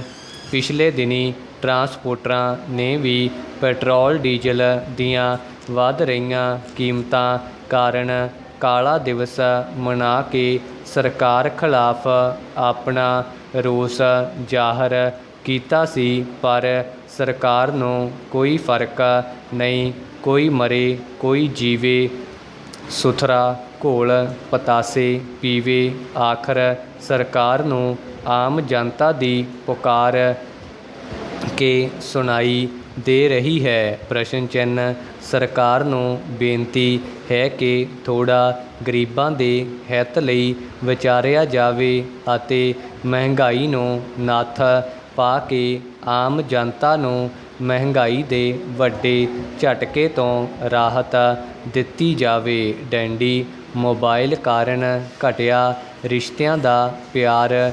ਅਜੋਕੇ ਸਮੇਂ ਵਿੱਚ ਤਕਨਾਲੋਜੀ ਦੀ ਵਰਤੋਂ ਦਿਨੋਂ ਦਿਨ ਵਧ ਰਹੀ ਹੈ। ਡੈਂਡੀ ਅੱਜ ਕਰੋਨਾ ਦੇ ਹਾਲਾਤ ਵਿੱਚ ਤਕਨਾਲੋਜੀ ਨੇ ਹੀ ਮਨੁੱਖ ਨੂੰ ਅੱਗੇ ਵਧਣ ਵਿੱਚ ਸਭ ਤੋਂ ਵੱਧ ਯੋਗਦਾਨ ਪਾਇਆ ਹੈ। ਡੈਂਡੀ ਪਰ ਜਿੱਥੇ ਤਕਨਾਲੋਜੀ ਦੇ ਫਾਇਦੇ ਹਨ, ਉੱਥੇ ਨੁਕਸਾਨ ਵੀ ਹਨ। ਅੱਜ ਛੋਟੇ ਬੱਚੇ ਤੋਂ ਲੈ ਕੇ ਬਜ਼ੁਰਗ ਤੱਕ ਸਾਰੇ ਮੋਬਾਈਲ ਫੋਨ ਦੀ ਵਰਤੋਂ ਕਰ ਰਹੇ ਹਨ। ਅੱਜ ਅਸੀਂ ਮੋਬਾਈਲ ਦੀ ਵਰਤੋਂ ਇੰਨੀ ਜ਼ਿਆਦਾ ਵਧਾ ਦਿੱਤੀ ਹੈ ਕਿ ਅਸੀਂ ਆਪਸ ਵਿੱਚ ਮਿਲਣਾ, ਦੁੱਖ ਸੁੱਖ ਦੀਆਂ ਗੱਲਾਂ ਕਰਨੀਆਂ ਭੁੱਲ ਗਏ ਹਾਂ। ਅੱਜ ਅਸੀਂ ਦੇਖਦੇ ਹਾਂ ਕਿ ਇੱਕ ਬੱਚਾ ਓਨਾ ਸਮਾਂ ਆਪਣੇ ਮਾਤਾ ਪਿਤਾ ਨਾਲ ਬਤੀਤ ਨਹੀਂ ਕਰਦਾ, ਜਿੰਨਾ ਸਮਾਂ ਉਹ ਮੋਬਾਈਲ ਦੀ ਵਰਤੋਂ ਕਰਦਾ ਹੈ। ਮੋਬਾਈਲ ਨੇ ਜਿੱਥੇ ਸਾਡੀ ਜ਼ਿੰਦਗੀ ਨੂੰ ਆਸਾਨ ਬਣਾਇਆ ਹੈ, ਉੱਥੇ ਆਪਸੀ ਰਿਸ਼ਤਿਆਂ ਦਾ ਪਿਆਰ ਘੱਟ ਕਰ ਦਿੱਤਾ ਹੈ। ਡੈਡੀ, ਸਾਨੂੰ ਮੋਬਾਈਲ ਦੀ ਵਰਤੋਂ ਓਨੀ ਹੀ ਕਰਨੀ ਚਾਹੀਦੀ ਹੈ ਜਿੰਨੀ ਉਸ ਦੀ ਜ਼ਰੂਰਤ ਹੋਵੇ। ਲੋੜ ਤੋਂ ਵੱਧ ਕੀਤੀ ਗਈ ਵਰਤੋਂ ਸਾਡੇ ਲਈ ਹਾਨੀਕਾਰਕ ਹੋ ਸਕਦੀ ਹੈ। ਡੈਡੀ, ਆਪਸੀ ਰਿਸ਼ਤਿਆਂ ਨੂੰ ਬਣਾਈ ਰੱਖਦਿਆਂ ਸਾਨੂੰ ਵੱਧ ਸਮਾਂ ਆਪਣੇ ਮਾਤਾ ਪਿਤਾ, ਭੈਣ ਭਰਾਵਾਂ ਅਤੇ ਦੋਸਤਾਂ ਮਿੱਤਰਾਂ ਨਾਲ ਬਤੀਤ ਕਰਨਾ ਚਾਹੀਦਾ ਹੈ। ਇਸ ਨਾਲ ਆਪਸੀ ਪਿਆਰ ਵੀ ਬਰਕਰਾਰ ਰਹੇਗਾ ਅਤੇ ਸਾਡੀ ਜ਼ਿੰਦਗੀ ਵਿੱਚ ਤਣਾਅ ਵੀ ਘੱਟ ਜਾਵੇਗਾ ਅਤੇ ਅਸੀਂ ਹਮੇਸ਼ਾ ਖੁਸ਼ ਰਹਾਂਗੇ। ਡੈਡੀ, ਮਹਿੰਗਾ ਹਵਾਈ ਸਫ਼ਰ ਕੋਵਿਡ ਸੰਕਟ ਦੇ ਚੱਲਦਿਆਂ ਕੈਨੇਡਾ ਵਰਗੇ ਦੇਸ਼ਾਂ ਨੂੰ ਜਾਣ ਲਈ ਸਿੱਧੀਆਂ ਉਡਾਨਾਂ ਬੰਦ ਕਰ ਦਿੱਤੀਆਂ ਗਈਆਂ ਸਨ, ਜਿਸ ਕਾਰਨ ਆਮ ਯਾਤਰੀ ਤਾਂ ਜਿੱਥੇ ਸਨ ਰੁਕ ਗਏ, ਪਰ ਸਟੱਡੀ ਵੀਜ਼ੇ ਵਾਲੇ ਵਿਦਿਆਰਥੀ ਸਤੰਬਰ ਸੈਸ਼ਨ ਸ਼ੁਰੂ ਹੋਣ ਵਾਲੇ ਕਰਕੇ ਹਵਾਈ ਸਫ਼ਰ ਕਰਨ ਲਈ ਮਜਬੂਰ ਹਨ। ਡੈਡੀ, ਇਸ ਮਜਬੂਰੀ ਦਾ ਫਾਇਦਾ ਉਠਾਉਂਦਿਆਂ ਏਅਰਲਾਈਨਾਂ ਨੇ ਆਪਣੀਆਂ ਟਿਕਟਾਂ 2 ਮਹੀਨੇ ਦੌਰਾਨ ਹੀ ਲਗਭਗ 3 ਗੁਣਾ ਮਹਿੰਗੀਆਂ ਕਰ ਦਿੱਤੀਆਂ ਹਨ, ਜਿਸ ਕਾਰਨ ਵਿਦਿਆਰਥੀਆਂ ਵਿੱਚ ਭਾਰੀ ਬੇਚੈਨੀ ਪਾਈ ਜਾ ਰਹੀ ਹੈ। ਡੈਡੀ, ਅਸਿੱਧੇ ਲਾਂਘੇ ਰਾਹੀਂ ਜਾਣ ਵਾਲੇ ਉਮੀਦਵਾਰਾਂ ਨੂੰ ਦੂਜੇ ਮੁਲਕਾਂ ਦੇ ਵੀ ਬੀਮੇ ਅਤੇ ਹੋਟਲ ਵਗੈਰਾ ਦਾ ਖਰਚਾ ਵੀ ਆਪ ਹੀ ਝੱਲਣਾ ਪੈ ਰਿਹਾ ਹੈ, ਜਿਸ ਕਾਰਨ ਵਿਦਿਆਰਥੀਆਂ ਦੇ ਮਾਪੇ ਕਾਫੀ ਚਿੰਤਤ ਹਨ। ਡੈਡੀ, ਸੋ ਸਰਕਾਰਾਂ ਦਾ ਫਰਜ਼ ਬਣਦਾ ਹੈ ਕਿ ਹਵਾਈ ਉਡਾਨਾਂ ਦੇ ਮਹਿੰਗੇ ਕੀਤੇ ਇਸ ਸਫ਼ਰ ਨੂੰ ਕੰਟਰੋਲ ਕਰਨ। ਡੈਡੀ, ਆਓ ਵਾਤਾਵਰਨ ਬਚਾਈਏ। ਅਸੀਂ ਸਾਰੇ ਜਾਣਦੇ ਹਾਂ, ਹਵਾ ਗੁਰੂ ਹੈ, ਪਾਣੀ ਪਿਤਾ ਹੈ, ਧਰਤੀ ਮਾਂ ਹੈ, ਪਰ ਅੱਜ ਕੱਲ੍ਹ ਅਸੀਂ ਇਹਨਾਂ ਸਾਰਿਆਂ ਨੂੰ ਭੁੱਲ ਗਏ ਹਾਂ। ਡੈਡੀ, ਅਸੀਂ ਹਵਾ ਨੂੰ ਦੂਸ਼ਿਤ ਕਰ ਰਹੇ ਹਾਂ, ਪਾਣੀ ਨੂੰ ਵੀ ਗੰਧਲਾ ਕਰ ਦਿੱਤਾ ਹੈ। ਡੈਡੀ, ਅਸੀਂ ਕਾਰਖਾਨੇ ਲਾ ਕੇ ਕਾਰਖਾਨਿਆਂ ਦਾ ਗੰਦਾ ਪਾਣੀ ਅਸੀਂ ਧਰਤੀ ਹੇਠਾਂ ਪਹੁੰਚਾ ਰਹੇ ਹਾਂ। ਡੈਡੀ, ਅੰਧਾਧੁੰਦ ਖੁਦਾਈ ਕਰਕੇ ਬੰਜਰ ਬਣਾ ਦਿੱਤੀ ਹੈ। ਡੈਡੀ, ਜੇਕਰ ਸਾਂਭ ਸੰਭਾਲ ਨਾ ਕਰਾਂਗੇ ਤਾਂ ਮਨੁੱਖ ਦੀ ਹੋਂਦ ਅਸੰਭਵ ਹੈ। ਡੈਡੀ, ਅੱਜ ਜੀਵ ਜੰਤੂ ਪੌਦੇ ਮਨੁੱਖ ਦੀ ਅਣਗਹਿਲੀ ਕਾਰਨ ਅਲੋਪ ਹੋ ਰਹੇ ਹਨ। ਡੈਡੀ, ਇਸ ਕਾਰਨ ਸਾਡੀਆਂ ਆਉਣ ਵਾਲੀਆਂ ਨਸਲਾਂ ਨੂੰ ਖਤਰਾ ਹੈ। ਡੈਡੀ, ਆਪਾਂ ਪ੍ਰਦੂਸ਼ਣ ਰਹਿਤ ਵਾਤਾਵਰਨ ਸਿਰਜੀਏ ਅਤੇ ਵੱਧ ਤੋਂ ਵੱਧ ਦਰੱਖਤ ਲਗਾਈਏ। ਡੈਡੀ, ਆਸਟ੍ਰੇਲੀਆ ਨੇ ਸੰਸਾਰ 'ਚ ਚੱਲ ਰਹੀ ਕਰੋਨਾ ਮਹਾਂਮਾਰੀ ਦੇ ਸਮੇਂ ਵਿੱਚ ਸਭ ਤੋਂ ਵੱਧ ਆਪਣੇ ਸ਼ਹਿਰੀਆਂ ਦੀ ਹਰ ਤਰ੍ਹਾਂ ਨਾਲ ਮਦਦ ਕੀਤੀ, ਪਰ ਇਹ ਕਹਿਣ 'ਚ ਕੋਈ ਅਤਕਥਨੀ ਨਹੀਂ ਕਿ ਇਹ ਮਦਦ ਸਿਰਫ ਉਹਨਾਂ ਦੀ ਕੀਤੀ ਗਈ ਜੋ ਉੱਥੇ ਰਹਿੰਦੇ ਸਨ, ਪਰ ਜੋ ਕਿਸੇ ਕਾਰਨ ਵਿਦੇਸ਼ਾਂ 'ਚ ਫਸ ਗਏ ਉਹਨਾਂ ਲੋਕਾਂ ਦੀ ਕੋਈ ਪਰਵਾਹ ਨਹੀਂ ਕੀਤੀ, ਸਗੋਂ ਉੱਥੇ ਆਉਣ ਦੀ ਕੋਸ਼ਿਸ਼ ਕਰਨ ਵਾਲਿਆਂ ਨੂੰ ਧਮਕੀਆਂ ਵੀ ਦਿੱਤੀਆਂ ਗਈਆਂ। ਡੈਡੀ, ਕਾਨੂੰਨ ਬਣਾ ਦਿੱਤਾ ਕਿ ਜੇਕਰ ਕਿਸੇ ਨੇ ਆਉਣ ਦੀ ਕੋਸ਼ਿਸ਼ ਕੀਤੀ ਤਾਂ ਉਹ ਜੁਰਮਾਨਾ ਦੇਵੇਗਾ ਅਤੇ ਜੇਲ੍ਹ ਵੀ ਜਾ ਸਕਦਾ ਹੈ। ਡੈਡੀ, ਗੱਲ ਕਰ ਰਹੇ ਹਾਂ ਆਸਟ੍ਰੇਲੀਆ ਤੋਂ ਬਾਹਰ ਵੱਸਦੇ ਉਹ ਸਿਟੀਜ਼ਨ ਵਿਦਿਆਰਥੀ ਲੋਕ ਜਿਹੜੇ ਕੋਵਿਡ-19 ਦੀਆਂ ਸਖਤ ਹਦਾਇਤਾਂ ਕਾਰਨ ਵਾਪਸ ਜਾ ਨਹੀਂ ਸਕੇ, ਉਹਨਾਂ ਦੀ ਕਿਸੇ ਕਿਸਮ ਦੀ ਸਾਰ ਨਹੀਂ ਲਈ ਗਈ। ਡੈਡੀ, ਪ੍ਰਧਾਨ ਮੰਤਰੀ ਸਕਾਟ ਮੋਰੀਸਨ ਸਾਹਿਬ ਪਿਛਲੇ ਸਾਲ ਆਸਟ੍ਰੇਲੀਆ ਵਿੱਚ ਪੜ੍ਹਨ ਆਏ ਵਿਦਿਆਰਥੀ ਵਾਪਸ ਆਪਣੇ ਦੇਸ਼ਾਂ ਨੂੰ ਮਿਲਣ ਗਏ ਸਨ, ਉਹ ਵੀ ਉੱਥੇ ਹੀ ਫਸੇ ਹੋਏ ਹਨ। ਡੈਂਡੀ ਉਹ ਉਡੀਕ ਕਰ ਰਹੇ ਹਨ ਕਿ ਆਸਟ੍ਰੇਲੀਆ ਸਰਕਾਰ ਕਦੋਂ ਉਹਨਾਂ ਨੂੰ ਵਾਪਸ ਆਉਣ ਦੀ ਆਗਿਆ ਦੇਵੇਗੀ। ਡੈਂਡੀ ਆਸਟ੍ਰੇਲੀਆ ਪੜ੍ਹਦੇ ਭਾਰਤੀ ਵਿਦਿਆਰਥੀਆਂ ਦੀ ਵੀ ਇਹੀ ਸਥਿਤੀ ਹੈ। ਡੈਂਡੀ ਕਰੋਨਾ ਆਉਣ ਤੋਂ ਬਾਅਦ ਜਿਸ ਤਰ੍ਹਾਂ ਉਹ ਇੱਥੇ ਰਹਿ ਗਏ, ਉਹਨਾਂ 'ਚ ਟੈਂਪਰੇਰੀ ਵੀਜ਼ਾ, ਵਰਕ ਵੀਜ਼ਾ ਅਤੇ ਕੋਈ ਹੋਰ ਹਨ ਜਿਨ੍ਹਾਂ ਦੇ ਵੀਜ਼ਾ ਖਤਮ ਹੋਣ ਜਾ ਰਹੇ ਹਨ ਜਾਂ ਹੋ ਚੁੱਕੇ ਹਨ। ਡੈਂਡੀ ਉਹ ਵਿਚਾਰੇ ਕੀ ਜਾਣਦੇ ਸੀ ਕਿ ਹੁਣ ਉਹ ਵਾਪਸ ਨਹੀਂ ਜਾ ਸਕਣਗੇ। ਡੈਂਡੀ ਬਹੁਤ ਸਾਰੇ ਅਜਿਹੇ ਲੋਕ ਹਨ ਜਿਨ੍ਹਾਂ ਨੇ ਬਹੁਤ ਆਸ ਲਗਾ ਕੇ ਪੜ੍ਹਾਈਆਂ ਕੀਤੀਆਂ ਕਿ ਉਹ PR ਹੋ ਜਾਣਗੇ, ਪਰ ਇਸ ਸੰਕਟ ਭਰੀ ਘੜੀ 'ਚ ਉਹ ਕਿਸੇ ਜੋਗੇ ਨਹੀਂ ਰਹੇ ਅਤੇ ਸਿਰਫ ਇਸ ਉਡੀਕ 'ਚ ਹਨ ਕਦੋਂ ਇਹ ਕੌਮਾਂਤਰੀ ਸਰਹੱਦਾਂ ਖੁੱਲ੍ਹਣ ਅਤੇ ਉਹ ਵਾਪਸ ਜਾ ਕੇ ਆਪਣੇ ਭਵਿੱਖ ਨੂੰ ਸੰਵਾਰ ਸਕਣ। ਡੈਂਡੀ ਉਹਨਾਂ ਵਿਦਿਆਰਥੀਆਂ ਬਾਰੇ ਵੀ ਮੋਰੀਸਨ ਸਾਹਿਬ ਨੂੰ ਸੋਚਣ ਦੀ ਸਖਤ ਜ਼ਰੂਰਤ ਹੈ। ਡੈਂਡੀ ਉਹਨਾਂ ਲੋਕਾਂ ਨੇ ਤੁਹਾਡੇ ਦੇਸ਼ ਦੀ ਮਹਿੰਗੀ ਪੜ੍ਹਾਈ ਇਸ ਲਈ ਕੀਤੀ ਸੀ ਕਿ ਉਹ ਇੱਥੇ ਰਹਿ ਕੇ ਤੁਹਾਡੇ ਦੇਸ਼ ਦੇ ਪੱਕੇ ਨਿਵਾਸੀ ਬਣ ਸਕਣਗੇ। ਡੈਂਡੀ ਅਜਿਹੇ ਕਈ ਵਿਦਿਆਰਥੀਆਂ ਨੇ ਦੱਸਿਆ ਕਿ ਉਹਨਾਂ ਦੇ ਵੀਜ਼ੇ ਖਤਮ ਹੋ ਚੁੱਕੇ ਹਨ ਅਤੇ ਉਹ ਹੁਣ ਵਾਪਸ ਜਾ ਨਹੀਂ ਸਕਦੇ। ਡੈਂਡੀ ਕੌਮਾਂਤਰੀ ਵਿਦਿਆਰਥੀਆਂ ਪ੍ਰਤੀ ਵੀ ਪ੍ਰਧਾਨ ਮੰਤਰੀ ਵੱਲੋਂ ਹਮਦਰਦੀ ਭਰਿਆ ਕੋਈ ਅਜਿਹਾ ਬਿਆਨ ਦੇਣਾ ਚਾਹੀਦਾ ਹੈ ਅਤੇ ਉਹਨਾਂ ਬਾਰੇ ਵੀ ਸੋਚਣ ਦੀ ਲੋੜ ਹੈ ਕਿ ਉਹ ਹੁਣ ਕਿਸ ਤਰ੍ਹਾਂ ਵਾਪਸ ਜਾ ਸਕਦੇ ਹਨ।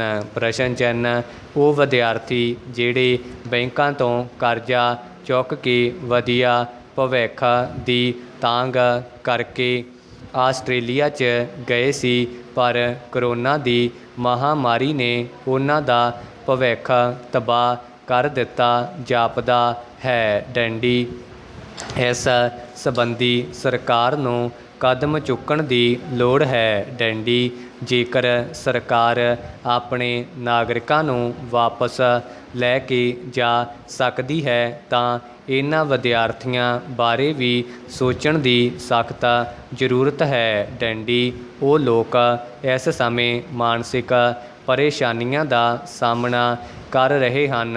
ਡੈਂਡੀ ਉਹਨਾਂ ਦੀਆਂ PR ਦੀਆਂ ਅਰਜ਼ੀਆਂ ਲਾਉਣ ਦਾ ਸਮਾਂ ਆਇਆ ਸੀ ਅਤੇ ਕਈ ਉਡੀਕ 'ਚ ਸਨ, ਪਰ ਅਜਿਹੇ ਸੰਕਟ ਭਰੇ ਸਮੇਂ 'ਚ ਉਹ ਵਿਚਾਰੇ ਹੁਣ ਕੀ ਕਰਨ। ਪ੍ਰਸ਼ਨ ਚਿੰਨ੍ਹ ਸਰਕਾਰ ਜੋ ਸ਼ਰਤਾਂ ਰੱਖਣੀਆਂ ਚਾਹੁੰਦੀ ਹੈ ਰੱਖੇ। ਡੈਂਡੀ ਜੇਕਰ ਵੈਕਸੀਨ ਲਗਾ ਕੇ ਜਾਂ ਫਿਰ ਜਿੱਥੇ ਵੀ 15 ਦਿਨਾਂ ਦਾ ਇਕਾਂਤਵਾਸ ਰੱਖਣਾ ਚਾਹੁੰਦੇ ਹੋ, ਉਹ ਆਪਣੇ ਖਰਚੇ 'ਤੇ ਕਰਨ ਨੂੰ ਤਿਆਰ ਹਨ।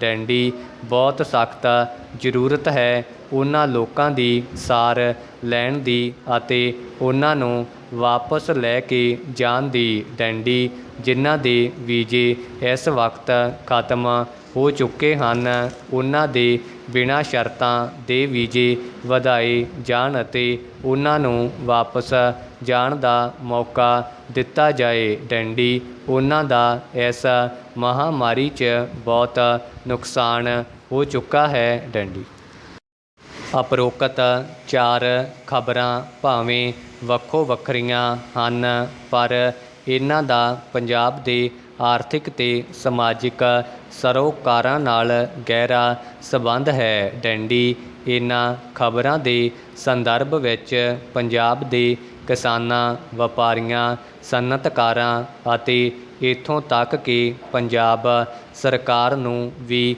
ਆਪਣੀਆਂ ਤਰਜੀਹਾਂ ਅਤੇ ਅਮਲਾਂ ਸੰਬੰਧੀ ਖੁੱਲ੍ਹੇ ਮਨ ਨਾਲ ਵਿਚਾਰ ਕਰਨ ਦੀ ਲੋੜ ਹੈ ਤਾਂ ਜੋ ਪੰਜਾਬ ਨੂੰ ਆਉਣ ਵਾਲੇ ਸਮੇਂ ਵਿੱਚ ਵੱਡੇ ਨੁਕਸਾਨਾਂ ਤੋਂ ਬਚਾਇਆ ਜਾ ਸਕੇ। ਡੰਡੀ। ਸਭ ਤੋਂ ਪਹਿਲਾਂ ਕਿਸਾਨ ਅੰਦੋਲਨ ਨਾਲ ਜੁੜੇ ਸਰੋਕਾਰਾਂ ਬਾਰੇ ਗੱਲ ਕਰਦੇ ਹਾਂ। ਡੰਡੀ। ਬਿਨਾਂ ਸ਼ੱਕ ਸੰਯੁਕਤ ਕਿਸਾਨ ਮੋਰਚੇ ਦੀ ਅਗਵਾਈ ਵਿੱਚ ਇਕੱਠੀਆਂ ਹੋਈਆਂ 32-33 ਕਿਸਾਨ ਜਥੇਬੰਦੀਆਂ ਨੇ ਕੇਂਦਰ ਸਰਕਾਰ ਵੱਲੋਂ ਬਣਾਏ ਗਏ 3 ਖੇਤੀ ਕਾਨੂੰਨਾਂ ਸੰਬੰਧੀ ਹੁਣ ਤੱਕ ਬੜੀ ਸਫਲਤਾ ਨਾਲ ਅੰਦੋਲਨ ਚਲਾਇਆ ਹੈ ਅਤੇ ਇਸ ਦੌਰਾਨ ਅਨੁਸ਼ਾਸਨ ਅਤੇ ਏਕਤਾ ਬਣਾ ਕੇ ਰੱਖੀ ਹੈ। ਡੰਡੀ। ਇਸ ਵਿੱਚ 500 ਤੋਂ ਵੱਧ ਕਿਸਾਨਾਂ ਨੇ ਆਪਣੀਆਂ ਜਾਨਾਂ ਵੀ ਵਾਰੀਆਂ ਹਨ ਅਤੇ ਵੱਡੀ ਪੱਧਰ 'ਤੇ ਮਾਲੀ ਨੁਕਸਾਨ ਵੀ ਉਠਾਇਆ ਹੈ। ਡੰਡੀ। ਦਿੱਲੀ ਦੀਆਂ ਸਰਹੱਦਾਂ ਦੇ ਨਾਲ ਨਾਲ ਰਾਜ ਵਿੱਚ 130-135 ਥਾਵਾਂ 'ਤੇ ਧਰਨੇ ਵੀ ਸਫਲਤਾ ਨਾਲ ਚਲਾਏ ਹਨ। ਡੰਡੀ। ਪਰ ਜਿਸ ਤਰ੍ਹਾਂ ਦੇ ਕੇਂਦਰ ਸਰਕਾਰ ਦੇ ਸੰਕੇਤ ਨਜ਼ਰ ਆ ਰਹੇ ਹਨ ਉਸ ਤੋਂ ਲੱਗਦਾ ਹੈ ਕਿ ਇਹ ਅੰਦੋਲਨ ਹੋਰ ਵੀ ਲੰਮੇ ਸਮੇਂ ਤੱਕ ਚੱਲੇਗਾ। ਡੰਡੀ। ਇਸ ਲਈ ਸੰਯੁਕਤ ਕਿਸਾਨ ਮੋਰਚੇ ਦੀ ਲੀਡਰਸ਼ਿਪ ਨੂੰ ਇਸ ਅੰਦੋਲਨ ਦੇ ਹਾਂ ਪੱਖੀ ਅਤੇ ਨਾ ਪੱਖੀ ਸਾਰੇ ਪ੍ਰਭਾਵਾਂ ਦਾ ਖੁੱਲ੍ਹੇ ਮਨ ਨਾਲ ਵਿਸ਼ਲੇਸ਼ਣ ਕਰਨਾ ਚਾਹੀਦਾ ਹੈ ਤਾਂ ਜੋ ਇਸ ਅੰਦੋਲਨ ਨੂੰ ਹੋਰ ਵਧੇਰੇ ਸੁਚੱਜੇ ਢੰਗ ਨਾਲ ਚਲਾਇਆ ਜਾ ਸਕੇ। ਡੰਡੀ। ਬਿਨਾਂ ਸ਼ੱਕ ਕੇਂਦਰ ਸਰਕਾਰ ਵੱਲੋਂ ਬਣਾਏ ਗਏ ਤਿੰਨੇ ਖੇਤੀ ਕਾਨੂੰਨ ਕਿਸਾਨ ਅਤੇ ਖੇਤੀ ਵਿਰੋਧੀ ਹਨ ਅਤੇ ਇਹਨਾਂ ਦਾ ਮਕਸਦ ਖੇਤੀ ਅਤੇ ਖੇਤੀ ਵਪਾਰ ਕਾਰਪੋਰੇਟਰਾਂ ਦੇ ਹਵਾਲੇ ਕਰਨਾ ਹੈ। ਡੰਡੀ। ਖੁਰਾਕ ਸੁਰੱਖਿਆ ਅਤੇ ਆਮ ਖਪਤਕਾਰਾਂ ਦੇ ਹਿੱਤਾਂ ਲਈ ਵੀ ਇਹ ਕਾਨੂੰਨ ਸਹੀ ਨਹੀਂ ਹਨ। ਡੰਡੀ। ਇਹਨਾਂ ਖਿਲਾਫ ਕਿਸਾਨਾਂ ਵੱਲੋਂ ਅੰਦੋਲਨ ਕਰਨਾ ਕਿਸੇ ਵੀ ਤਰ੍ਹਾਂ ਗਲਤ ਨਹੀਂ ਹੈ। ਡੰਡੀ।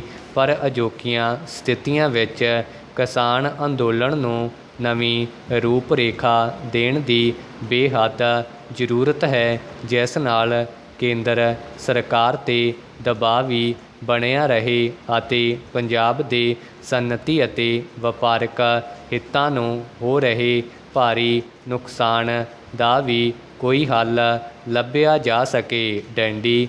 ਜੇਕਰ ਵੱਡੇ ਕਾਰੋਬਾਰੀ ਅਦਾਰੇ ਪੰਜਾਬ ਤੋਂ ਬਾਹਰ ਜਾਂਦੇ ਹਨ ਅਤੇ ਨਵੇਂ ਪੂੰਜੀ ਨਿਵੇਸ਼ ਲਈ ਹੋਰ ਅਦਾਰੇ ਪੰਜਾਬ ਵਿੱਚ ਨਹੀਂ ਆਉਂਦੇ ਤਾਂ ਲਾਜ਼ਮੀ ਤੌਰ 'ਤੇ ਇਸ ਨਾਲ ਪੰਜਾਬ ਦਾ ਵਪਾਰ ਅਤੇ ਸਨਅਤੀਕਰਨ ਪ੍ਰਭਾਵਿਤ ਹੋਵੇਗਾ ਅਤੇ ਸਮੁੱਚੇ ਤੌਰ 'ਤੇ ਰਾਜ ਵਿੱਚ ਰੁਜ਼ਗਾਰ ਦੇ ਮੌਕੇ ਘਟਣਗੇ। ਡੰਡੀ। ਪਹਿਲਾਂ ਹੀ ਪੰਜਾਬ ਵਿੱਚ ਰੁਜ਼ਗਾਰ ਦੀਆਂ ਸੰਭਾਵਨਾਵਾਂ ਨਾ ਹੋਣ ਕਾਰਨ ਵੱਡੀ ਪੱਧਰ 'ਤੇ ਨੌਜਵਾਨ +2 ਕਰਨ ਤੋਂ ਬਾਅਦ ਹੀ ਜਾਇਜ਼ ਨਾਜਾਇਜ਼ ਢੰਗ ਨਾਲ ਵਿਦੇਸ਼ਾਂ ਨੂੰ ਜਾਣ ਲਈ ਮਜਬੂਰ ਹੋ ਰਹੇ ਹਨ। ਡੰਡੀ। ਇਸ ਨਾਲ ਵੀ ਸਾਡਾ ਪੰਜਾਬੀ ਸਮਾਜ ਬੁਰੀ ਤਰ੍ਹਾਂ ਪ੍ਰਭਾਵਿਤ ਹੋ ਰਿਹਾ ਹੈ। ਡੰਡੀ। ਵੱਡੀਆਂ ਕਾਰੋਬਾਰੀ ਕੰਪਨੀਆਂ ਨੇ ਰਾਜ ਵਿੱਚ ਜੋ ਲੌਜਿਸਟਿਕਸ ਪਾਰਕਾਂ ਸਾਈਲੋਜ਼ ਅਤੇ ਮਾਲਜ਼ ਦੇ ਰੂਪ ਵਿੱਚ ਪੂੰਜੀ ਨਿਵੇਸ਼ ਕੀਤਾ ਹੋਇਆ ਹੈ ਉਹਨਾਂ ਦੇ ਕੰਮਕਾਰ ਠੱਪ ਹੋਣ ਕਾਰਨ ਉਹਨਾਂ ਦੇ ਮੁਲਾਜ਼ਮ ਵੀ ਬੇਰੁਜ਼ਗਾਰ ਹੋ ਰਹੇ ਹਨ ਅਤੇ ਇਹਨਾਂ ਕੰਪਨੀਆਂ ਨੂੰ ਕਰਜ਼ੇ ਚੁੱਕ ਕੇ ਪੰਜਾਬ ਦੇ ਜਿਨ੍ਹਾਂ ਲੋਕਾਂ ਨੇ ਇਮਾਰਤਾਂ ਬਣਾ ਕੇ ਦਿੱਤੀਆਂ ਹਨ ਉਹ ਵੀ ਗਹਿਰੇ ਸੰਕਟ ਵਿੱਚ ਘਿਰਦੇ ਨਜ਼ਰ ਆ ਰਹੇ ਹਨ। ਡੰਡੀ। ਕਿਉਂਕਿ ਇਹਨਾਂ ਕੰਪਨੀਆਂ ਵੱਲੋਂ ਉਹਨਾਂ ਨੂੰ ਕਿਰਾਏ ਨਹੀਂ ਮਿਲ ਰਹੇ ਅਤੇ ਉਹ ਅੱਗੇ ਬੈਂਕਾਂ ਦੇ ਕਰਜ਼ਿਆਂ ਦੀਆਂ ਕਿਸ਼ਤਾਂ ਭਰਨ ਵਿੱਚ ਔਖਾ ਮਹਿਸੂਸ ਕਰ ਰਹੇ ਹਨ। ਡੰਡੀ। ਸਾਡਾ ਵਿਚਾਰ ਹੈ ਕਿ ਅਜਿਹੀਆਂ ਕੰਪਨੀਆਂ ਨਾਲ ਕਿਸਾਨ ਅੰਦੋਲਨ ਦੀ ਲੀਡਰਸ਼ਿਪ ਵੱਲੋਂ ਕੋਈ ਸੰਵਾਦ ਰਚਾਇਆ ਜਾਣਾ ਚਾਹੀਦਾ ਹੈ। ਡੈਂਡੀ ਜੇਕਰ ਉਹ ਫਾਰਮ ਬਣਾ ਕੇ ਖੇਤੀ ਕਰਨ ਜਾਂ ਕੰਟਰੈਕਟ ਖੇਤੀ ਕਰਨ ਦੇ ਅਮਲ ਤੋਂ ਦੂਰ ਰਹਿਣ ਦੀ ਗਾਰੰਟੀ ਕਰਦੀਆਂ ਹਨ ਅਤੇ ਖੇਤੀ ਉਤਪਾਦਨ ਸਮਰਥਨ ਮੁੱਲ 'ਤੇ ਖਰੀਦਣ ਦੀ ਕਿਸਾਨਾਂ ਦੀ ਮੰਗ ਦਾ ਸਿਧਾਂਤਕ ਤੌਰ 'ਤੇ ਸਮਰਥਨ ਕਰਦੀਆਂ ਹਨ ਤਾਂ ਅਜਿਹੀਆਂ ਕੰਪਨੀਆਂ ਵਿਰੁੱਧ ਸੇਧਿਤ ਅੰਦੋਲਨ ਬਾਰੇ ਮੁੜ ਤੋਂ ਵਿਚਾਰ ਕੀਤੀ ਜਾਣੀ ਚਾਹੀਦੀ ਹੈ। ਡੈਂਡੀ ਬਿਨਾਂ ਸ਼ੱਕ ਖੇਤੀਬਾੜੀ ਦੇਸ਼ ਦੇ ਅਨਾਜ ਸੁਰੱਖਿਆ ਅਤੇ ਪੰਜਾਬ ਦੇ ਹਿੱਤਾਂ ਲਈ ਵੱਡਾ ਮਹੱਤਵ ਰੱਖਦੀ ਹੈ, ਪਰ ਸਾਨੂੰ ਸਭ ਨੂੰ ਇਹ ਵੀ ਸਪਸ਼ਟ ਹੋਣਾ ਚਾਹੀਦਾ ਹੈ ਕਿ ਕਿਸੇ ਵੀ ਖਿੱਤੇ ਦੀ ਆਰਥਿਕਤਾ ਖੇਤੀਬਾੜੀ ਤੋਂ ਸ਼ੁਰੂ ਹੋ ਕੇ ਵਪਾਰ ਅਤੇ ਸਨਅਤੀਕਰਨ ਤੱਕ ਅੱਗੇ ਵਿਕਸਿਤ ਹੁੰਦੀ ਹੈ। ਡੈਂਡੀ ਇਸ ਨਾਲ ਹੀ ਆਰਥਿਕਤਾ ਦਾ ਚੱਕਰ ਪੂਰਾ ਹੁੰਦਾ ਹੈ। ਡੈਂਡੀ ਕੋਈ ਵੀ ਖਿੱਤਾ ਜਾਂ ਸਮਾਜ ਆਪਣੇ ਆਪ ਨੂੰ ਸਿਰਫ ਖੇਤੀ ਤੱਕ ਸੀਮਤ ਨਹੀਂ ਰੱਖ ਸਕਦਾ ਅਤੇ ਨਾ ਹੀ ਅਜਿਹਾ ਕੀਤਿਆਂ ਰੁਜ਼ਗਾਰ ਦੇ ਮੌਕੇ ਵਿੱਚ ਵਾਧਾ ਕੀਤਾ ਜਾ ਸਕਦਾ ਹੈ। ਡੈਂਡੀ ਇਸ ਲਈ ਰਾਜ ਵਿੱਚ ਕਿਸਾਨੀ ਅਤੇ ਖੇਤੀ ਦੇ ਹਿੱਤ ਵੀ ਸੁਰੱਖਿਅਤ ਰਹਿਣੇ ਚਾਹੀਦੇ ਹਨ ਅਤੇ ਨਾਲ ਹੀ ਇਸ ਦੇ ਵਪਾਰਕ ਅਤੇ ਸਨਅਤੀ ਹਿੱਤ ਵੀ ਸੁਰੱਖਿਅਤ ਰਹਿਣੇ ਚਾਹੀਦੇ ਹਨ। ਡੈਂਡੀ ਜਿੱਥੋਂ ਤੱਕ ਪੰਜਾਬ ਦੇ ਧਰਤੀ ਹੇਠਲੇ ਪਾਣੀ ਵਿੱਚ ਲਗਾਤਾਰ ਹੋ ਰਹੀ ਕਮੀ ਦਾ ਸੰਬੰਧ ਹੈ, ਇਸ ਉੱਪਰ ਵੀ ਸੰਯੁਕਤ ਕਿਸਾਨ ਮੋਰਚੇ ਦੀ ਲੀਡਰਸ਼ਿਪ ਸਨਅਤਕਾਰਾਂ ਅਤੇ ਰਾਜ ਵਿੱਚ ਹੋਰ ਢੰਗ ਤਰੀਕਿਆਂ ਨਾਲ ਪਾਣੀ ਦੀ ਵਰਤੋਂ ਕਰ ਰਹੇ ਅਦਾਰਿਆਂ ਅਤੇ ਇੱਥੋਂ ਤੱਕ ਕਿ ਆਪੋ ਆਪਣੇ ਘਰਾਂ ਵਿੱਚ ਪਾਣੀ ਦੀ ਵਰਤੋਂ ਕਰ ਰਹੇ ਆਮ ਲੋਕਾਂ ਨੂੰ ਵੀ ਗੰਭੀਰਤਾ ਨਾਲ ਵਿਚਾਰ ਕਰਨ ਦੀ ਲੋੜ ਹੈ। ਡੈਂਡੀ ਆਉਣ ਵਾਲੇ ਸਮੇਂ ਵਿੱਚ ਸਾਨੂੰ ਹਰ ਖੇਤਰ ਵਿੱਚ ਪਾਣੀ ਦੀ ਸੁਚੱਜੀ ਵਰਤੋਂ ਕਰਨ ਦੇ ਢੰਗ ਤਰੀਕੇ ਲੱਭਣੇ ਪੈਣਗੇ। ਡੈਂਡੀ ਬਰਸਾਤ ਦੇ ਪਾਣੀ ਦੀ ਇੱਕ ਇੱਕ ਬੂੰਦ ਸੰਭਾਲਣ ਅਤੇ ਉਸ ਨੂੰ ਧਰਤੀ ਹੇਠ ਰਚਾਉਣ ਲਈ ਆਧੁਨਿਕ ਤਕਨੀਕਾਂ ਅਤੇ ਰਵਾਇਤੀ ਢੰਗ ਤਰੀਕਿਆਂ ਦੋਵਾਂ ਦੀ ਹੀ ਵਰਤੋਂ ਕਰਨੀ ਪਵੇਗੀ। ਡੈਂਡੀ ਇਸ ਦੇ ਨਾਲ ਹੀ ਝੋਨੇ ਵਰਗੀਆਂ ਫਸਲਾਂ ਦਾ ਬਦਲ ਲੱਭਣਾ ਬੇਹੱਦ ਜ਼ਰੂਰੀ ਹੈ। ਡੈਂਡੀ ਜੇਕਰ ਆਉਣ ਵਾਲੇ ਸਮੇਂ ਵਿੱਚ ਵੀ ਇਸੇ ਤਰ੍ਹਾਂ ਝੋਨੇ ਦੀ ਖੇਤੀ ਕੀਤੀ ਜਾਂਦੀ ਰਹਿੰਦੀ ਹੈ ਤਾਂ ਜਿਸ ਤਰ੍ਹਾਂ ਰਿਪੋਰਟਾਂ ਆ ਰਹੀਆਂ ਹਨ, ਰਾਜ ਨੂੰ ਭਿਆਨਕ ਪਾਣੀ ਦੇ ਸੰਕਟ ਦਾ ਸਾਹਮਣਾ ਕਰਨਾ ਪਵੇਗਾ। ਡੈਂਡੀ ਪਾਣੀ ਦੇ ਅਜਿਹੇ ਸੰਕਟ ਕਾਰਨ ਨਾ ਖੇਤੀਬਾੜੀ ਹੋ ਸਕੇਗੀ, ਨਾ ਸਨਅਤਾਂ ਅਤੇ ਹੋਰ ਕਾਰੋਬਾਰ ਚੱਲ ਸਕਣਗੇ ਅਤੇ ਨਾ ਹੀ ਰਾਜ ਦੀ ਧਰਤੀ 'ਤੇ ਮਨੁੱਖੀ ਵਸੇਬਾ ਬਰਕਰਾਰ ਰਹਿ ਸਕੇਗਾ। ਡੈਂਡੀ